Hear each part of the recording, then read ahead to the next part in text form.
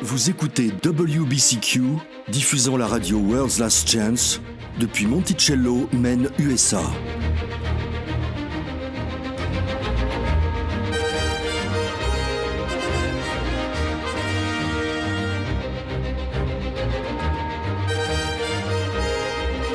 Crimes violents, troubles politiques, instabilité financière, tout indique une crise imminente, une crise sans précédent. Réglez votre fréquence sur Radio World's Last Chance pour découvrir comment vous préparer spirituellement à ce qui nous attend. Radio WLC prépare un peuple pour le retour très proche du Sauveur.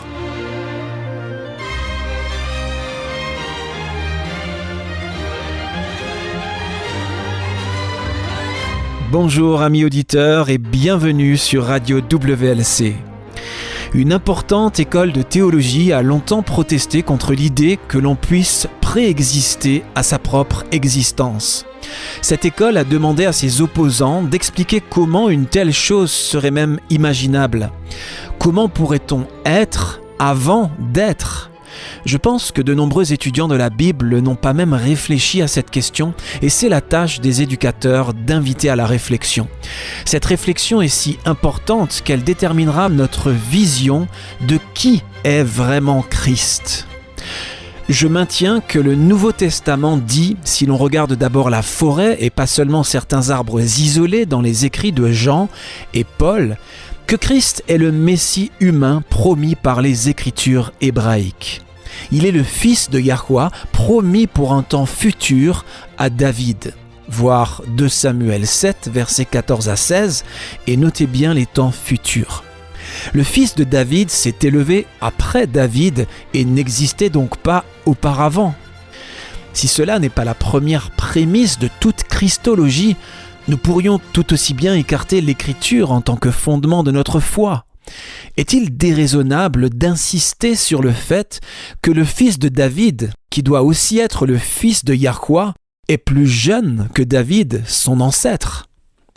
Tout l'intérêt du Messie est qu'il soit un membre de la race humaine, pas Yahweh lui-même, ni un ange. Il est une expression de l'unique Yahweh. Son image, oui, mais toujours un membre de la race humaine. La vérité profonde dans tout cela est la chose étonnante que Yahweh a choisi de faire avec un être humain engendré personnellement par lui. C'est le diable qui ne cesse de dire que Christ est trop bon pour être un homme ou un simple homme. Le diable est l'ennemi invétéré de la race humaine. Il s'est opposé sans relâche à l'humanité en tant qu'apogée de la grande création de Dieu. Mais si Yahweh le décrète, et c'est ce qu'il a fait, un être humain médiateur peut pardonner les péchés et ressusciter les morts en accomplissant toutes sortes de miracles. Il peut décider de cela, comme Christ l'a fait, en tant qu'agent humain et plénipotentiaire du Dieu unique. Je pense qu'il y a un grand danger que l'Écriture, sur ce point, concernant le Messie humain Christ, soit écartée. Comme j'espère le montrer, c'est ce qui se passe en fait lorsque des érudits orthodoxes écrivent des livres entiers pour défendre l'idée trinitaire ancienne et classique selon laquelle Christ a préexisté en tant que fils de Yahweh et a ensuite revêtu la nature humaine, l'incarnation avec un I majuscule. Je maintiens qu'on ne peut commencer à faire décoller une telle théorie que si, premièrement, on oublie qui Yahweh a promis comme sauveur tout au long de l'Ancien Testament. Deuxièmement, on ignore la christologie primaire et claire de Matthieu et Luc qui développent brillamment leur christologie sur la base des attentes et des promesses de la Bible hébraïque. Troisièmement, on n'inspecte pas de manière critique tout le concept de préexistence personnelle. Et quatrièmement, on est prêt à parler de deux personnes qui sont Dieu, un subtil polythéisme. Naturellement, je pense que Jean et Paul n'ont pas renversé le travail de Matthieu et Luc, et qu'ils étaient donc d'accord avec eux, et cela ils le disent tous les deux constamment, que Christ est le Messie. C'est ce que le Nouveau Testament dit clairement et constamment. C'est leur confession commune, et il est chaotique pour moi d'imaginer que Paul aurait été en désaccord avec Luc, son compagnon, ou que Jean, qui connaissait les évangiles synoptiques, aurait entrepris de contredire leur enseignement clair sur l'origine du Fils de Dieu, le Messie. Oui, l'origine du Fils, comme l'indique le texte grec dans Matthieu 1, verset 18, la genèse du Fils, son commencement. Rappelons-nous que selon les églises traditionnelles, le Fils n'est pas du tout censé avoir un commencement. Il a toujours existé. C'est l'enseignement général, la Trinité, sous lequel se rassemblent certains lecteurs. La même personne ne peut pas commencer à partir de deux points différents dans le temps. La même ligne unique peut-elle commencer à deux points différents ? La même personne ne peut pas être 6 mois plus jeune que son cousin, Christ était 6 mois plus jeune que Jean le Baptiste, et en même temps des milliards d'années plus ancienne. Je pense qu'il est impossible que le fils de David, que Christ doit être, soit aussi le créateur de David, ou même l'ancêtre de David. Une telle mythologie n'est pas beaucoup moins étonnante que les fictions du Da Vinci Code. La notion selon laquelle Christ a préexisté à son propre engendrement en Marie, réfléchissons longuement et sérieusement à la façon dont cela pourrait être possible, et qu'il a donc été actif et s'est exprimé avec des mots pendant la période de l'Ancien Testament, contredit la déclaration claire dans Hébreux 1, versets 1 et 2, selon laquelle Yahweh n'a pas parlé par son Fils avant la période du Nouveau Testament. Je ne sais pas comment le langage peut exclure plus clairement l'idée trinitaire que le Fils était en fait actif et parlait dans les prophètes, apparaissant visiblement comme un ange ou comme un homme. Pourtant, cette contradiction d'Hébreux 1 est l'opinion des premiers pères de l'Église, comme on le sait. Elle est devenue le fondement du trinitarisme ultérieur. Oui, les premiers pères de l'Église et les apologistes déclarent clairement que c'est le Fils préexistant qui a parlé pendant toute la période de l'Ancien Testament, en commençant par parler à Adam. Ce faisant, ils nous disent qu'ils imaginaient un Christ différent, préhumain et donc non humain. Vous ne pouvez tout simplement pas préexister à votre propre existence. Vous ne pouvez pas être préhumain et humain, sans être deux personnes. Un fils ne peut pas être engendré, c'est-à-dire venir à l'existence, s'il existe déjà. Oh, il pourrait être transformé en un embryon, mais c'est là une idée curieusement païenne qui s'apparente bien plus à la réincarnation. Le spécialiste trinitaire A.T. Hanson parle du problème auquel il semble si difficile de donner un sens, une préexistence personnelle de Jésus-Christ et une humanité glorifiée appartenant au Christ ressuscité. Il admet candidement qu'il n'y a donc dans le prologue du 4e évangile rien qui exige une doctrine d'une personne préexistante appelée Jésus-Christ, mais seulement de la parole préexistante de Dieu. Le docteur Colin Brown est encore plus affirmatif sur ce point. Lire Jean 1, verset 1, comme s'il disait « Au commencement était le Fils » est manifestement faux. Le même Dr Colin Brown, systématicien chevronné au Fuller Seminary, dit de façon correcte « Le fait d'être appelé fils de Dieu dans la Bible signifie que vous n'êtes pas Dieu. » Du chapitre 1 de Hébreux, Hanson dit « Il n'est même pas certain que le nom de fils soit appliqué sans hésitation par lui à l'état préexistant. » Hébreux 1, verset 2 pourrait être rendu par « Il nous a parlé dans ces derniers temps dans le mode d'un fils », ce qui impliquerait que la filiation ne commence qu'à l'incarnation. Cela donne un grand indice. Les pères de l'Église se sont trompés en affirmant que le Fils de Yahweh a parlé constamment pendant la période de l'Ancien Testament. La lettre aux Hébreux dément cela. Hanson relève un autre fait important qui, en tant que trinitaire, le laisse perplexe. Le fait déroutant est que les évangiles synoptiques, qui en tant que publication sont postérieurs à Paul et contemporains d'Hébreux, ne montrent aucune tendance à élaborer une doctrine de la préexistence. En d'autres termes, si les évangiles synoptiques offrent la foi au public à la fin de la période du Nouveau Testament, comment se fait-il qu'ils ne disent rien du tout sur une existence préhistorique de Christ en tant que Fils de Dieu ? Comment se fait-il qu'ils excluent complètement un Christ préhumain ? Hanson, je pense, est sur le point d'abandonner son trinitarisme.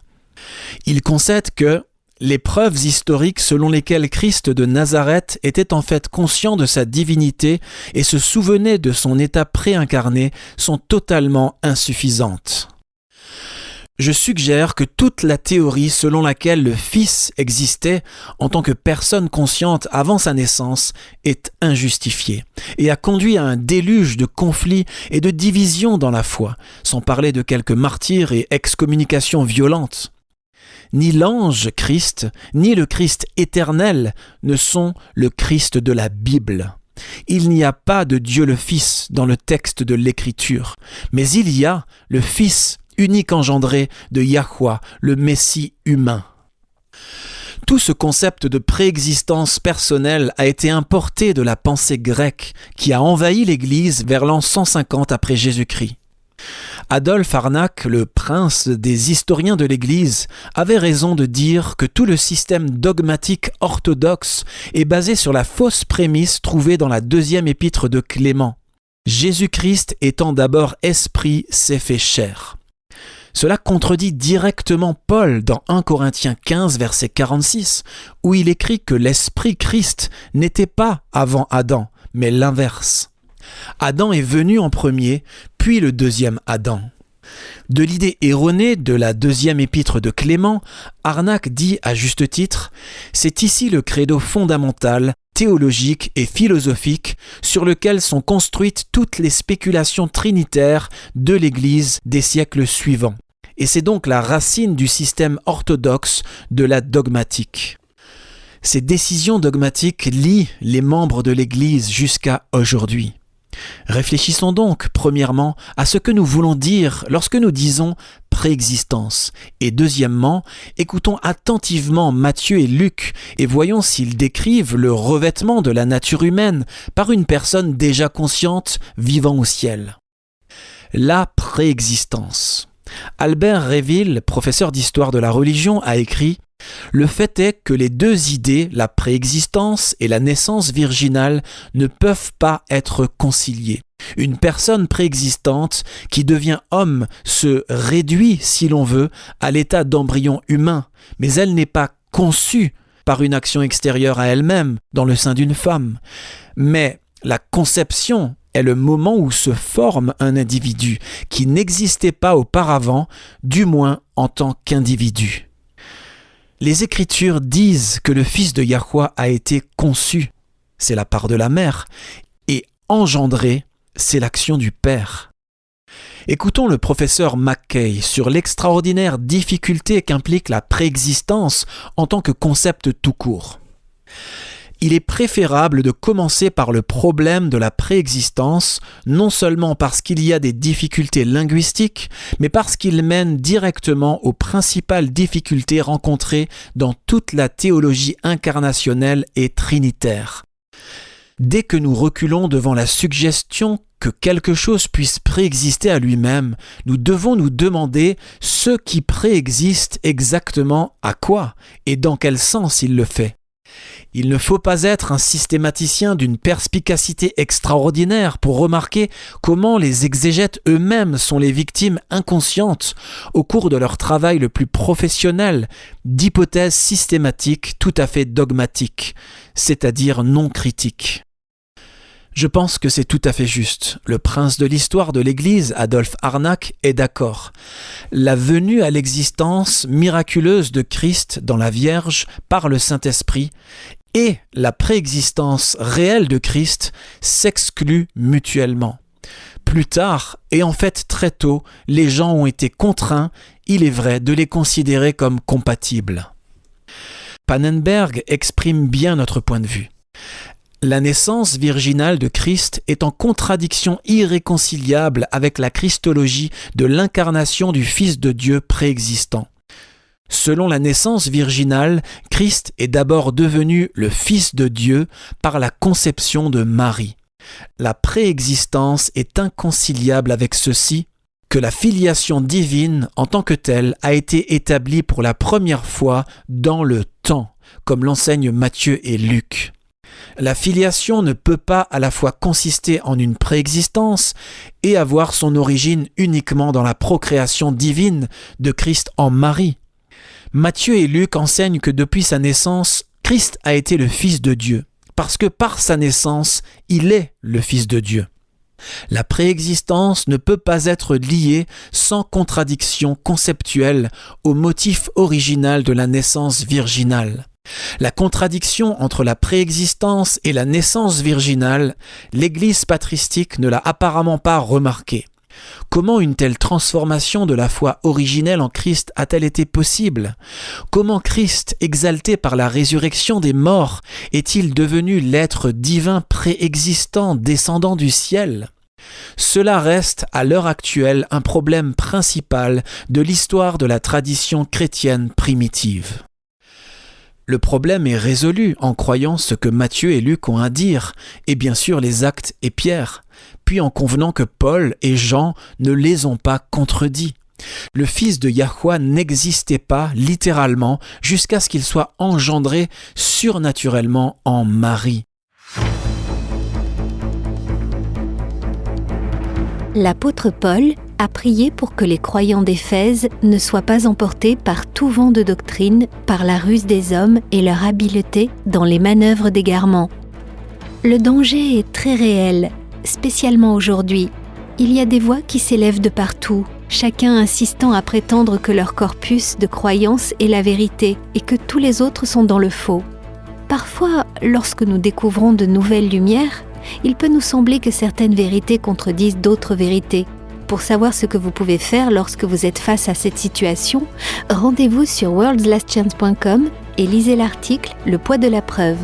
Les Écritures fournissent la norme selon laquelle tout le monde peut discerner la vérité de l'erreur. Apprenez à utiliser le poids de la preuve pour connaître la vérité sur worldslastchance.com.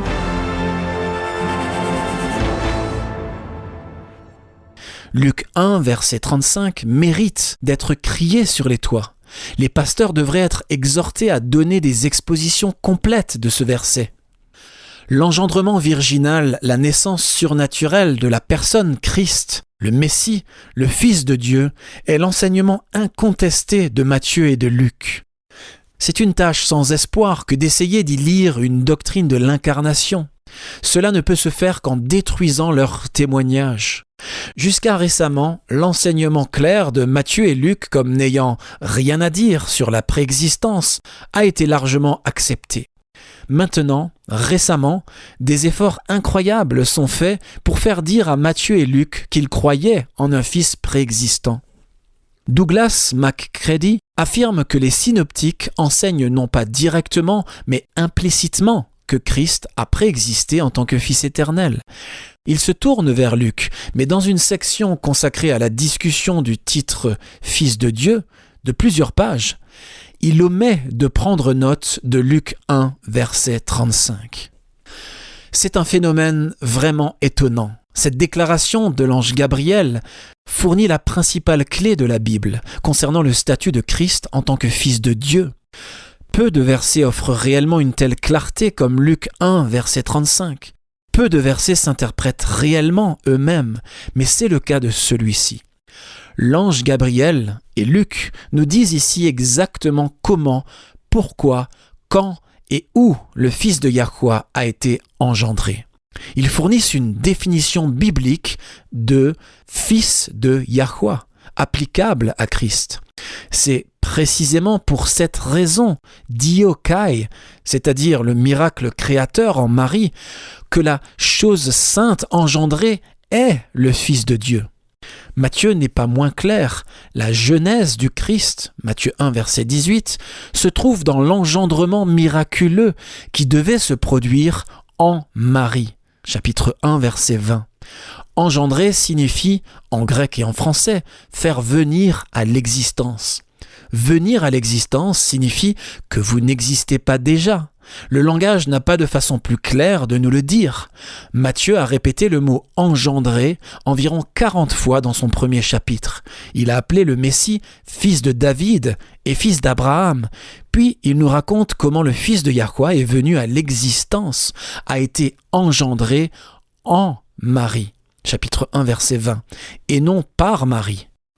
Ce sont les gnostiques qui ont été les premiers à dire que le Christ est venu par Marie, préexistant à soi-même d'une manière mystique.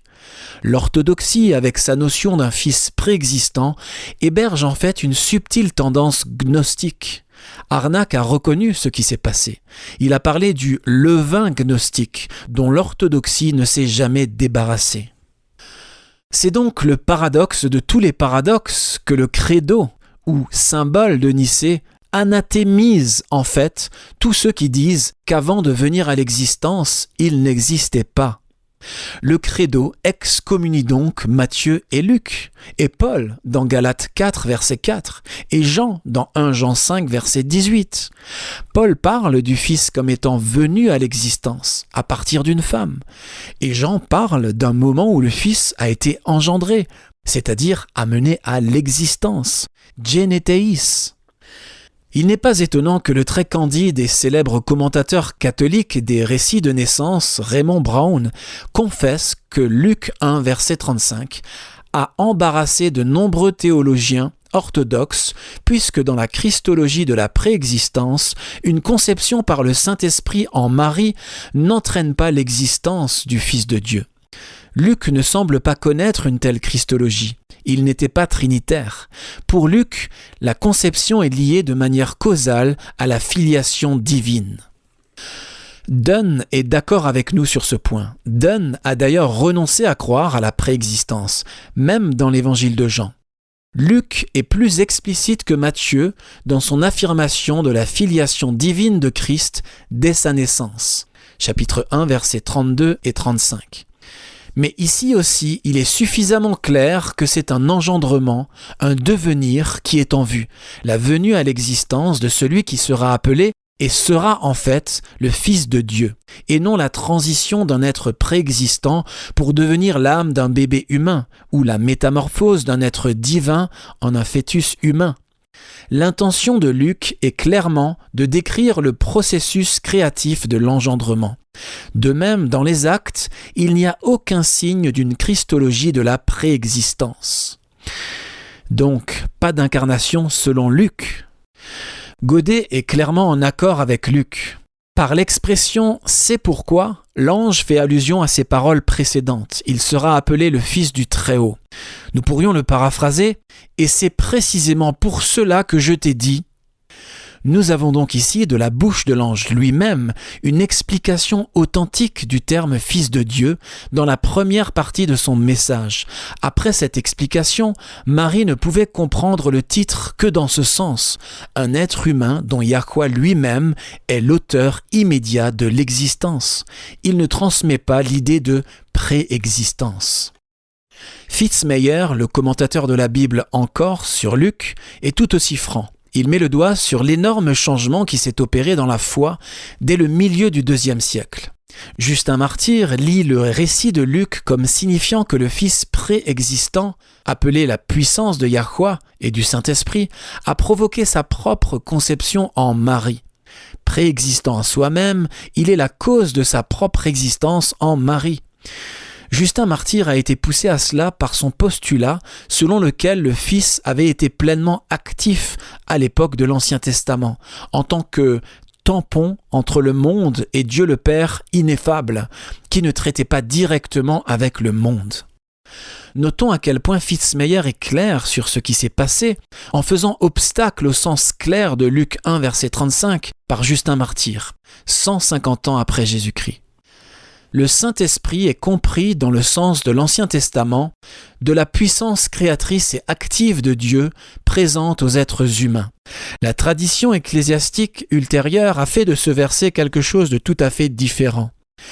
Justin Martyr a écrit « Il n'est donc pas juste de comprendre l'esprit et la puissance de Dieu comme autre chose que la parole, ou le Verbe, qui est aussi le premier-né de Dieu. » Apologie 1, 33.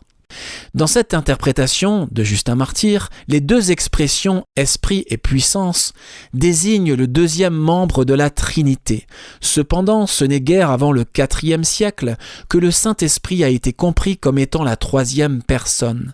Il n'y a aucune preuve dans le récit lucanien de l'enfance, de la préexistence ou de l'incarnation de Christ. La seule préoccupation de Luc est d'affirmer que l'origine du Messie de Dieu est l'effet de son esprit créateur sur Marie. Il dit que les éléments de la Trinité, mais pas la doctrine elle-même, se trouvent dans Luc. La christologie des synoptiques est une barrière à toute spéculation sur un Christ qui ne trouve pas son origine dans le ventre de sa mère. Ainsi, le Christ humain est établi et émerge comme un modèle crédible pour la spiritualité humaine, ainsi que l'instrument choisi pour le salut de l'homme en tant qu'agneau de Yahweh, ainsi constitué par Yahweh lui-même.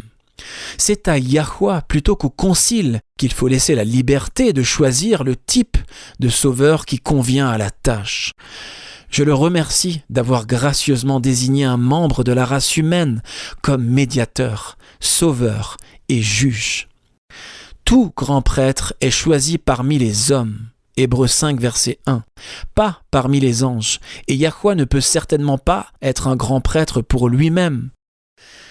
Si le sauveur doit être Dieu, il est difficile de voir comment l'immortel Yahweh peut mourir, alors que Yahweh déclare qu'il est immortel. Dans 1 Timothée 6, verset 16. Et même comment un saint ange préexistant, créé, qui a aussi l'immortalité, pourrait faire le travail. Seul un être humain qui est mortel peut mourir en tant que sauveur pour les péchés du monde. Toutes les divisions complexes ultérieures de l'unique personne Christ en deux ne répondront pas à ce point. De plus, si Christ, comme le disent officiellement les trinitaires, est homme et non un homme, qui Marie a-t-elle enfanté ? Il est vraiment incroyable de croire, avec l'orthodoxie, que Marie a porté la nature humaine et non un fils de David, nouvellement existant. La Bible hébraïque nous promet-elle la nature humaine en tant que descendante de David ou de la semence d'Ève ? Pas du tout. La Bible ne traite tout simplement pas de telles abstractions, et cela justifie pleinement les remarques de Bart Ehrman et Geza Vermes, selon lesquelles la ligne officielle adoptée par le christianisme n'est pas directement liée aux paroles et aux actes réels du Christ historique. Comparé à la religion dynamique de Christ, le christianisme pleinement évolué semble appartenir à un autre monde. Le polythéisme est entré dans l'Église de manière camouflée. Harnack met le doigt sur tout le problème qui s'est posé en christologie quand les paradigmes philosophiques grecs ont été apportés pour expliquer la Bible.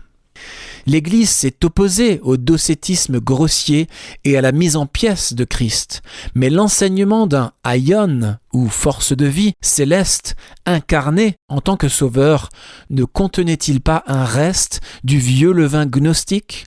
L'émanation du Logos, dans le but de créer le monde, ne nous rappelle-t-elle pas l'émanation des aions dans le gnosticisme ? Le dithéisme n'était-il pas encouragé lorsqu'on priait 2 ou 3 êtres divins ?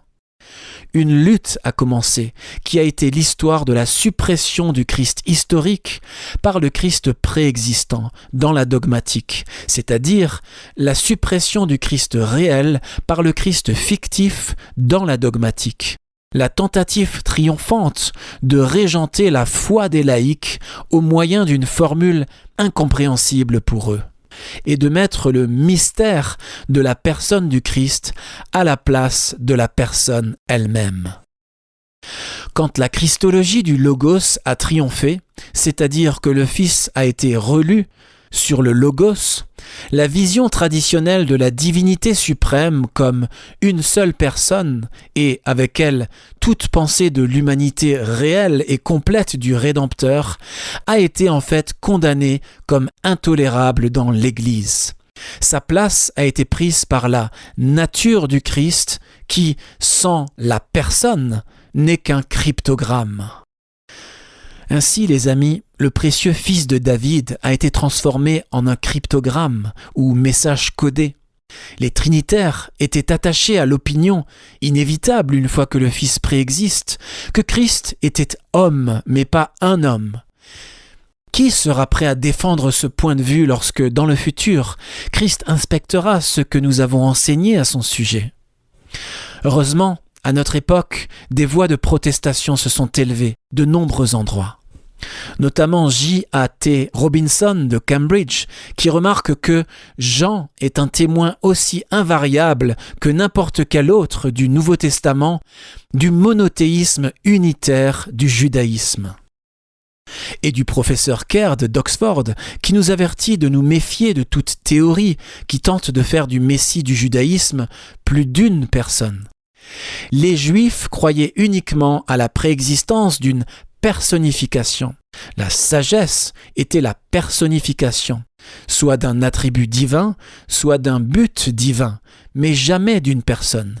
Ni le 4e évangile, ni la lettre aux Hébreux ne parlent de la parole ou sagesse éternelle de Yahweh en des termes qui nous obligent à la considérer comme une personne. Ils le savaient aussi à Qumran lorsqu'ils ont écrit « Par la connaissance de Yahweh, tout a été créé, et tout ce qui est, Yahweh l'a établi par son dessein, et en dehors de lui, rien n'est fait. » Manuscrit de la première grotte de Qumran, section 11.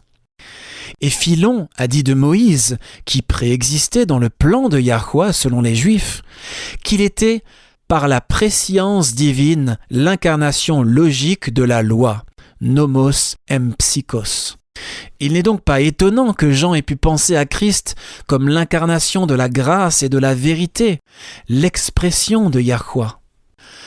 Enfin, voici ce que dit le professeur catholique romain Roger Haight dans son ouvrage monumental « Christ, symbole de Dieu ». Une fois que Logos est hypostasié, c'est-à-dire qu'il devient une personne avant la naissance de Christ, on a le problème d'un deuxième Dieu. Tout est dit. Et si le polythéisme est un problème, nous ferions mieux d'en prendre note.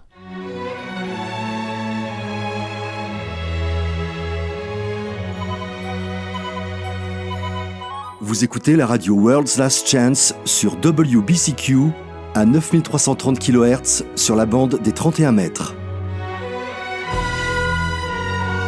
Radio World's Last Chance prépare un peuple pour le retour très proche du Sauveur. Le prix pour suivre la vérité, peu importe le coût, est bien tout. Lorsqu'une personne fait face à la réalité de devoir sacrifier tout ce qui lui est précieux pour suivre la vérité, les forces du mal essaient toujours de l'arrêter. Satan place des obstacles apparemment insurmontables sur son chemin. Si vous êtes face à des montagnes de difficultés et ne savez que faire, si vous vous sentez seul dans la lutte pour suivre la vérité, visitez notre site web worldslastchance.com et recherchez l'article intitulé « Comptez le coup ».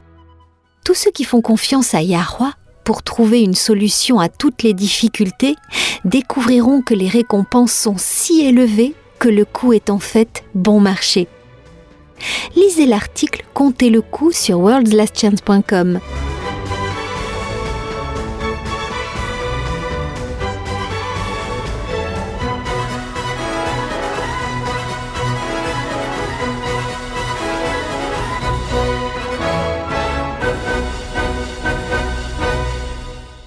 C'est l'heure de notre courrier des auditeurs. Solé Ramirez de, quelque part au Nicaragua, a une question pour nous. Elle écrit « J'ai été élevé dans la religion catholique, mais plus j'étudie la Bible, plus je me pose des questions sur ce qu'on m'a enseigné. Pourriez-vous, s'il vous plaît, me dire ce que la Bible dit au sujet du purgatoire ?» Eh bien, pour ceux qui ne connaîtraient pas cette croyance, définissons d'abord ce qu'on entend par purgatoire. Les catholiques romains enseignent que le purgatoire est un lieu de transition. Le mot lui-même signifie un lieu de purification. Certains passages de l'Écriture sont utilisés pour soutenir l'idée du purgatoire. Mais quand le sujet est étudié dans son contexte, il devient rapidement clair que la Bible n'enseigne pas l'existence du purgatoire. D'où vient cette idée ? Eh bien, les catholiques croient en un enfer toujours brûlant, éternellement. Ils enseignent que si une personne est perdue, elle brûlera pour l'éternité. Et cela crée un problème. Eh bien oui, même pour nos esprits humains déchus, ça semble un peu excessif. Et que faire si une personne n'est pas assez bonne pour être sauvée, mais pas assez mauvaise pour brûler pour l'éternité? C'est de là que vient l'idée du purgatoire. C'est un lieu intermédiaire, soi-disant, de sorte que si une personne fondamentalement bonne meurt avec des péchés qu'elle n'a pas eu l'occasion de confesser au prêtre, ou pour lesquels elle n'a pas encore fait pénitence, la doctrine catholique veut qu'elle aille au purgatoire et puisse ensuite être purifiée et sauvée. Donc, en d'autres termes, ils deviennent leurs propres sauveurs, faisant la propitiation pour leurs péchés. C'est ça. Et voilà le problème de cette doctrine. Dans Acte 4, Pierre et Jean ont été traînés devant le Sanhédrin. Pierre a fait une défense audacieuse du Sauveur en disant, au versets 11 et 12, « Yahushua est la pierre rejetée par vous qui bâtissez, et qui est devenue la principale de l'angle. Il n'y a de salut en aucun autre, car il n'y a sous le ciel aucun autre nom qui ait été donné parmi les hommes, par lequel nous devions être sauvés. » Notre salut vient de Yahushua. Point final, nous ne l'obtenons pas par la mortification de notre chair. Voudrais-tu lire, Denis, Jean 3, verset 18 pour nous? Nous connaissons tous Jean 3, 16. « Car Yah a tant aimé le monde qu'il a donné son Fils unique, afin que quiconque croit en lui ne périsse point, mais qu'il ait la vie éternelle. » J'aime aussi Jean 3, 17. « Yah, en effet, n'a pas envoyé son Fils dans le monde pour qu'il juge le monde, mais pour que le monde soit sauvé par lui. » Donc, nous sommes sauvés seulement par le sang de Yahushua. Lisons maintenant Jean 3, 18.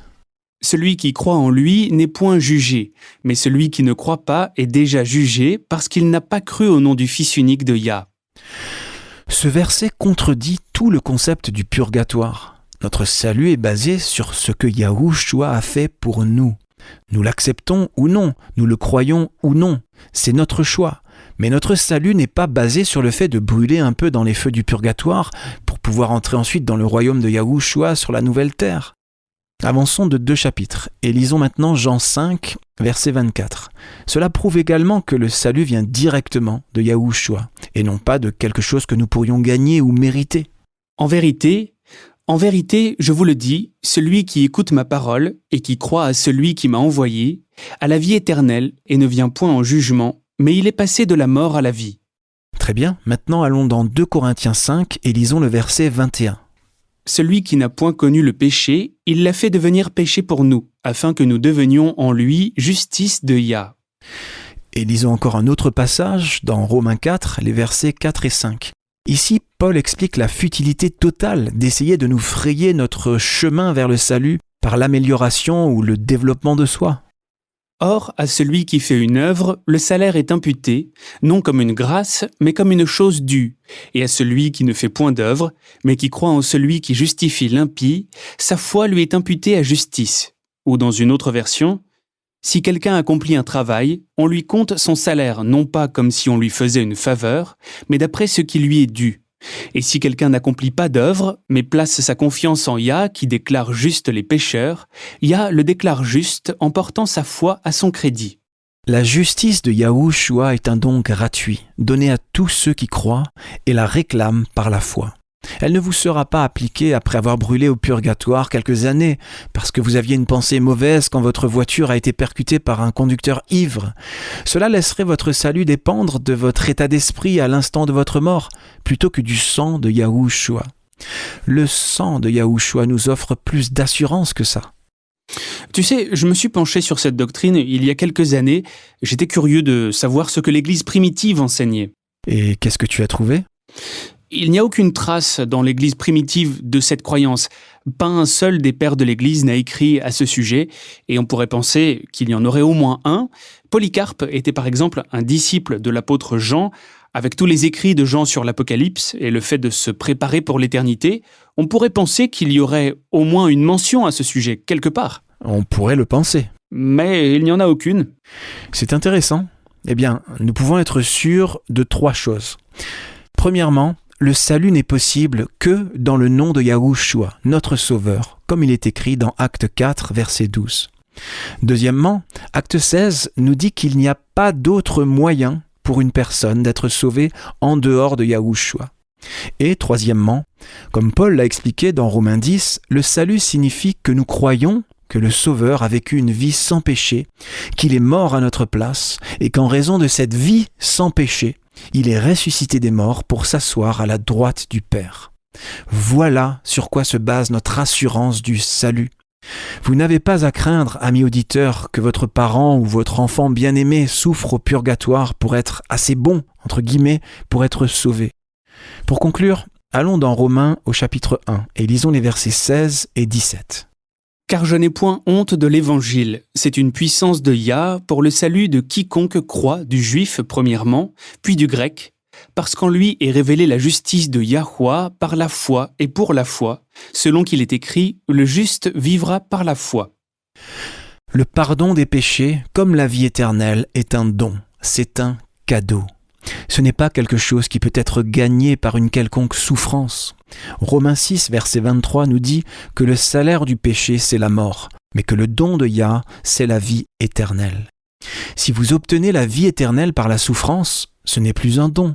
C'est quelque chose que vous mériteriez parce que vous l'auriez gagné. C'est la raison fondamentale pour laquelle la doctrine du purgatoire est fausse. Le salut est un don. Il l'a toujours été et le sera toujours. C'est un don de la grâce divine venant du cœur d'amour infini du Père. Amis auditeurs, si vous avez des questions ou des commentaires, sachez que nous aimerions les entendre. Il suffit de nous écrire en allant sur notre site web worldslastchance.com et en cliquant sur « Contactez-nous ». Nous apprécions toujours d'avoir des nouvelles de nos auditeurs.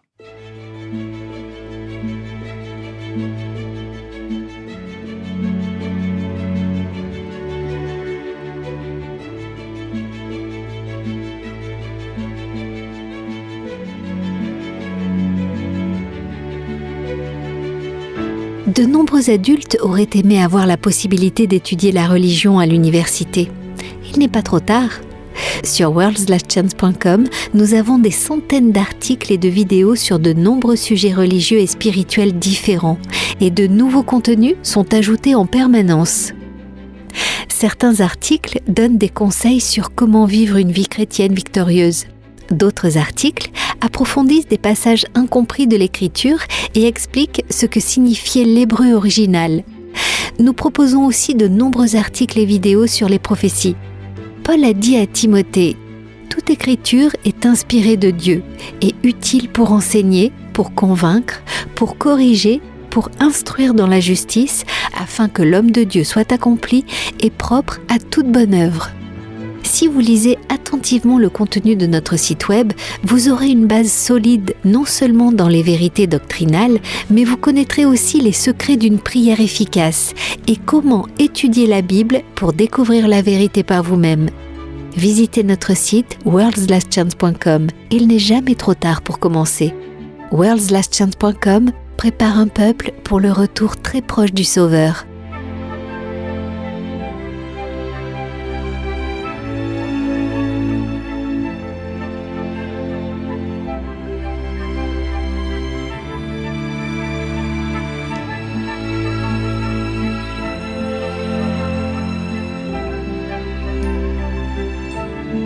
Entendre comment Yahweh a béni les autres est toujours un merveilleux encouragement. Avez-vous une expérience ou un témoignage qui pourrait encourager et bénir les autres ? Nous serions ravis de l'entendre. Visitez notre site worldslastchance.com.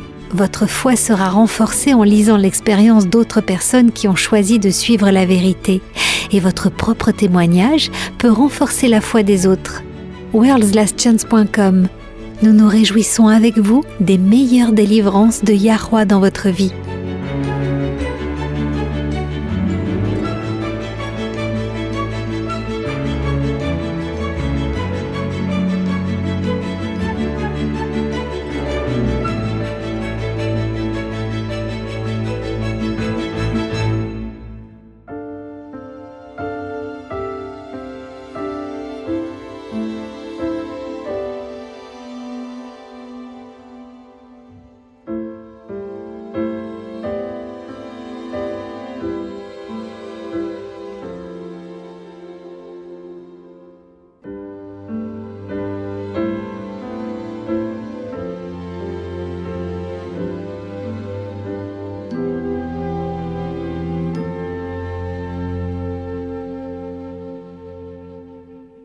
Vous écoutez Élise Blanc pour votre promesse quotidienne de la parole de Yah. En 1989, un tremblement de terre de 8,2 sur l'échelle de Richter a dévasté l'Arménie.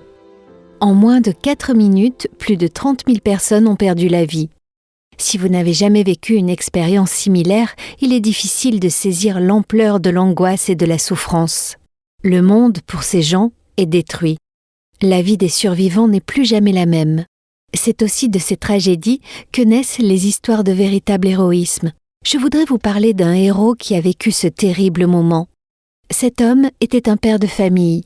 Au moment du tremblement de terre, son fils était à l'école. Dès que le sol a suffisamment cessé de trembler pour qu'il puisse bouger, il s'est précipité vers l'école de son fils. Là-bas, au lieu de l'école, il n'y avait qu'un immense tas de décombres. Je ne peux même pas imaginer ce qui a dû se passer dans sa tête. Il est certain que le choc et l'horreur ont dû être énormes. D'autres parents étaient là, marchant dans un état de sidération, appelant leurs enfants par leur nom. Mais ce père a réagi différemment. La vue du tas de décombres n'a fait que le pousser à l'action. Il s'est précipité vers l'arrière du bâtiment où se trouvait la classe de son fils et a commencé à creuser. Vous vous demandez peut-être pourquoi ? Quel espoir réel avait-il ?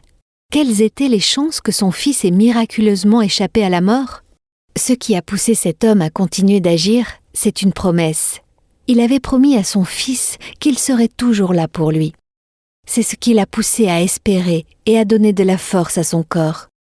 Alors qu'il creusait, des passants bien intentionnés ont essayé de l'éloigner des décombres. « C'est trop tard, » disait-il. « Ils sont tous morts.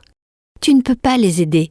Rentre chez toi, il n'y a rien que tu puisses faire. » Même les pompiers ont essayé de l'éloigner, expliquant « Il y a des explosions et des incendies partout. C'est trop dangereux. Rentre chez toi. » Un officier de police compréhensif a essayé de lui faire entendre raison.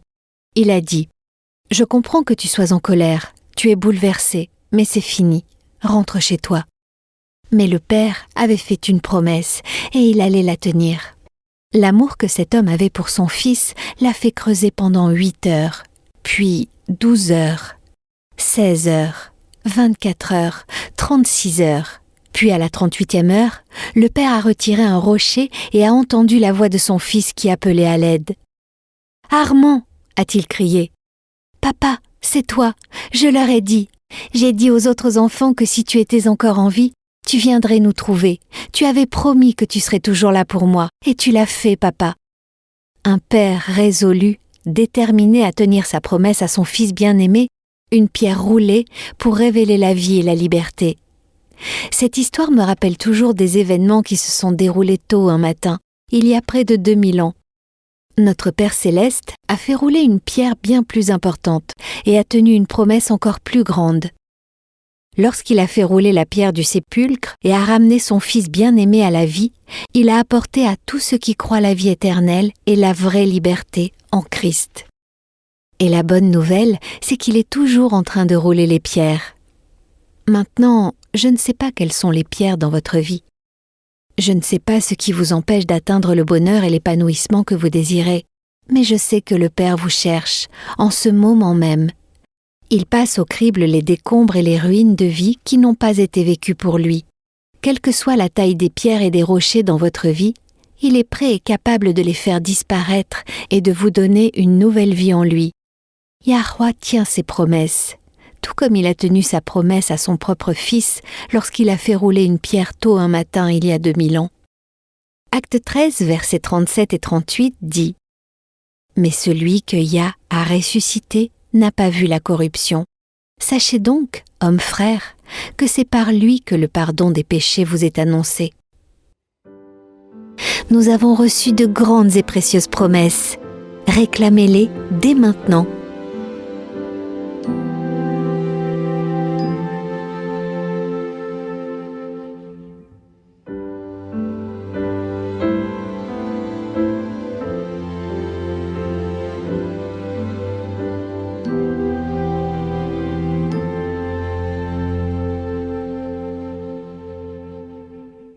Je vous rappelle qu'aucune personne lisant les 8 traductions anglaises avant la version King James n'aurait été induite en erreur en lisant « Toutes choses ont été faites par lui, le Fils », mais ils auraient lu « Toutes choses ont été faites par cela, le Verbe ou parole ». Ce n'est que sous l'influence de la version catholique de Douai-Rheims ou Bible de Douai que les versions protestantes anglaises ont changé le pronom pour introduire un fils préexistant. Pour donner un sens au Dieu des Écritures, nous devons revenir, les amis, à ce Dieu unitaire du Christ, le Père, qui, selon les mots de Christ lui-même, est le seul qui soit vraiment Dieu. Jean 17, verset 3, le Dieu du Christ, ainsi que d'Abraham, Isaac et Jacob.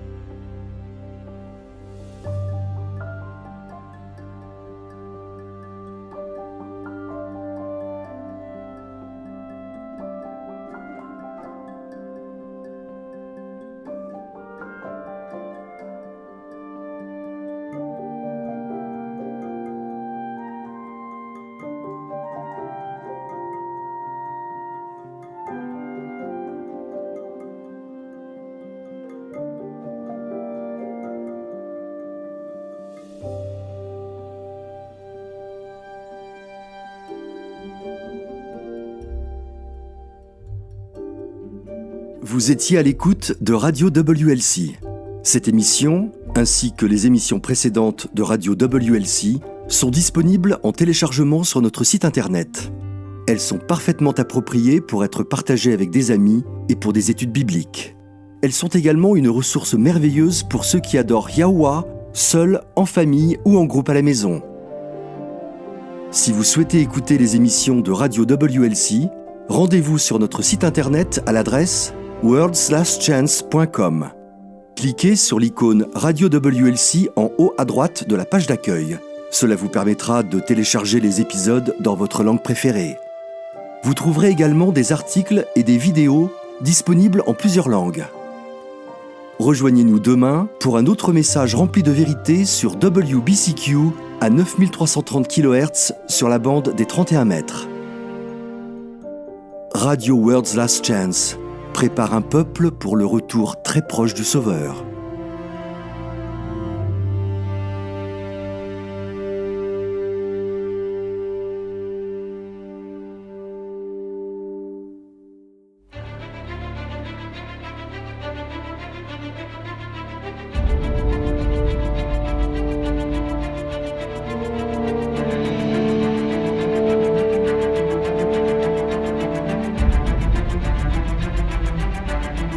Merci d'avoir été à l'écoute de ce programme sur Radio WLC. Nous vivons une époque très solennelle. Le monde est au bord d'un grand désastre. Des événements catastrophiques vont bientôt se produire qui mettront fin à notre ère et inaugureront la nouvelle. Dans sa grande miséricorde, Yahuwah a révélé par la prophétie ce que l'avenir nous réserve. Apocalypse 8 prédit une série d'événements d'une gravité croissante qui dévasteront la terre. Les réserves de nourriture mondiale seront décimées. La famine et la mortalité qui l'accompagnent en résulteront. Les réserves d'eau potable de la terre seront également touchées. Apocalypse 9 nous révèle que des démons se feront passer pour des extraterrestres. La terreur et la dévastation causées par cette soi-disant invasion extraterrestre feront que les gens chercheront désespérément à se mettre en sécurité à tout prix. La liberté de vivre et de pratiquer le culte selon ce que nous dicte notre conscience ne sera qu'un souvenir du passé. De nombreuses vies seront perdues au cours de cette série d'événements et lorsque la marque de la bête sera imposée, il y aura des martyrs. chaque événement sera une préparation pour la crise suivante, dans un long et dernier appel à la repentance de la miséricorde divine, car Yahweh ne veut pas qu'un seul périsse, mais au contraire que tous arrivent à la repentance. Peu de temps après les événements décrits dans Apocalypse 8 et 9, les 7 derniers fléaux s'abattront sur la terre. Ces fléaux et les trompettes précédentes feront des ravages et sèmeront le chaos sur la terre. Ils causeront une destruction et une misère sans précédent. Ésaïe 24 nous avertit ainsi. Oui, Yahweh va dévaster la terre, il va la ravager, en bouleverser la surface, il en dispersera les habitants. La terre se déchire et se fissure, elle vacille, elle oscille et titube, pareille à un ivrogne, et elle est ébranlée comme une cabane, car le poids de son crime pèse sur elle. Elle tombe et ne se relève plus. Pour les croyants, cependant, il y a de l'espoir. En décrivant la fin de notre époque, Yahushua a dit dans Luc 21, verset 28, « Quand ces événements commenceront à se produire, levez la tête et prenez courage, car alors votre délivrance sera proche. » Oui, la fin sera traumatisante, elle est censée l'être. Yahweh veut sauver chaque individu qu'il peut sauver. C'est pourquoi il permet ce point culminant final pour réveiller les âmes. Mais la bonne nouvelle de l'évangile du royaume de Yah est que, au-delà des événements traumatisants d'un proche futur, une éternité de bonheur attend tous ceux qui accepteront le don divin du salut. Lorsque Yahushua reviendra, tous ceux qui sont morts en croyant au mérite du Sauveur crucifié et ressuscité seront ressuscités lors de la première résurrection. Yahushua établira alors le royaume de Yah sur terre. Lui et les rachetés régneront conjointement sur la terre pendant les 1000 premières années de l'éternité. Jean a vu un nouveau ciel et une nouvelle terre, car le premier ciel et la première terre avaient disparu. Si vous souhaitez vous joindre aux rachetés de toutes les époques et vivre une vie à la mesure de celle de Yahweh, faites le choix. Acceptez le salut aujourd'hui. Vous n'avez pas besoin de vous y préparer par vous-même. La vérité est que vous ne le pouvez pas. Et moi non plus. Personne ne le peut. Venez à lui tel que vous êtes. N'attendez pas d'avoir cessé de pécher. Vous ne vous améliorerez pas par vos propres efforts. Acceptez l'invitation de Yahweh à devenir membre de son royaume terrestre éternel. Lorsque vous accepterez cette précieuse invitation, Yahweh vous offrira un tout nouveau cœur. Dans Ézéchiel 36, verset 26, il déclare « Je te donnerai un cœur nouveau, et je mettrai en toi un esprit nouveau. J'enlèverai de ton être ton cœur dur comme la pierre, et je te donnerai un cœur de chair. » Accepter ce cadeau inestimable est la seule façon de rejoindre son royaume. Venez à Yahweh tel que vous êtes. Il attend, les bras grands ouverts, désireux de recevoir tous ceux qui viennent à lui.